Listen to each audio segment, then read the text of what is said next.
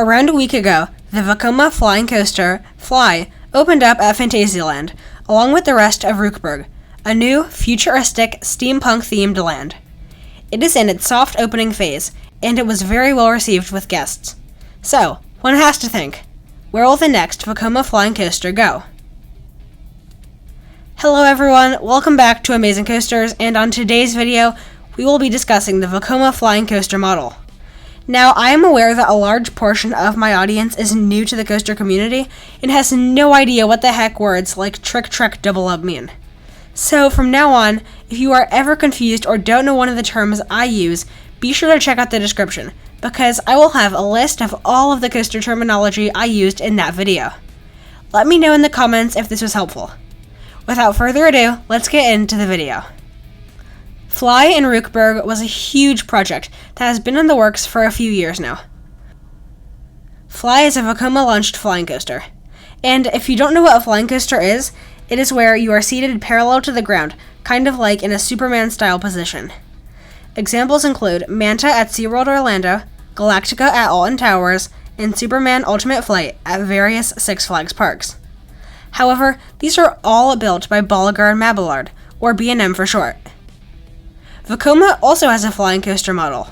There is one at Carowinds with Nighthawk, and one at Six Flags America with Batwing. Vekoma's problem, though, is that their flying coaster model simply just could not compete with its B&M counterparts. B&Ms were smoother, more graceful, and overall just more technologically advanced. Vekoma's answer to this was to create a new generation flying coaster, the first of which just opened up this past week. Many are saying it is on par with some of the B&Ms, and because Vekomas are generally less expensive than B&Ms, it is only a matter of time before we see another Vekoma flying coaster. One other thing that sets F.L.Y. apart from every other flying coaster out there is that F.L.Y. incorporates a launch as opposed to a traditional lift hill. That is just something to note because for any parks with certain height restrictions or space limitations, this could be a great addition. I will be discussing the 5 most likely parks where we could see the next Vekoma flying launch coaster. Coming in at number 5 is kind of a wild card, Six Flags. You see, if all of the crazy theming around F.L.Y. was removed, I don't know, you'd probably have a coaster that would fit inside of Six Flags' budget. Maybe around $12 or $13 million. Okay, that might be a bit expensive for them, but definitely not unheard of. Plus, back in the 90s and 2000s, Six Flags was absolutely flooding their parks with boomerangs and SLCs, so they could definitely work with Vekoma again. As for which park, ones at Six Flags Fiesta Texas, Six Flags Great America, and Six Flags Over Georgia would make great fits, don't you think? Number 4 on this list is a Universal park. This is because we all know that Universal loves their launch coasters, with Incredible Hulk, Hagrid's Velocicoaster, and Revenge of the Mummy. They have also worked with Vekoma in the past, with the Flight of the Hippogriff clones and Battlestar Galactica at Universal Studios Singapore. It seems like a perfect match. Universal could theme it beautifully and make it an amazing coaster. There is one issue though. Universal is probably a lot less interested in working with Vekoma after Battlestar Galactica. This ride was a nightmare to operate. A seat fell off the ride in the first week of operation, it had so many technical errors, and even sat standing but not operating, or SB&O for short, for 2 entire years. Despite this, if F.L.Y. has a very smooth opening year, then I think that the Universal chain could definitely give Vekoma a second chance.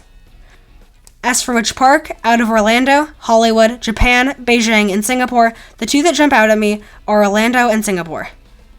This is because Universal's 2, soon-to-be 3 parks in Orlando are definitely the favorites of the chain. They just got an Intamin multi-launch coaster, and guess what? Next year they're getting another Intamin multi-launch coaster.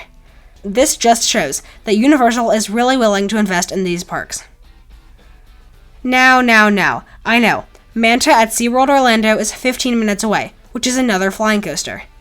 However, Universal could easily make it different enough. I also chose Singapore because this park needs another thrill ride. Just imagine a Transformers, Harry Potter, or Jurassic Park themed Vekoma flying coaster. That would be epic. Number 3 is Dollywood or Silver Dollar City. Now, I lumped these two parks together because they are both a part of the Hirsch and Family Entertainment Company, who have worked with Vekoma on Dragonflyer, a family suspended coaster. And for those who don't know, it is sort of important for a company to have worked with a manufacturer in the past.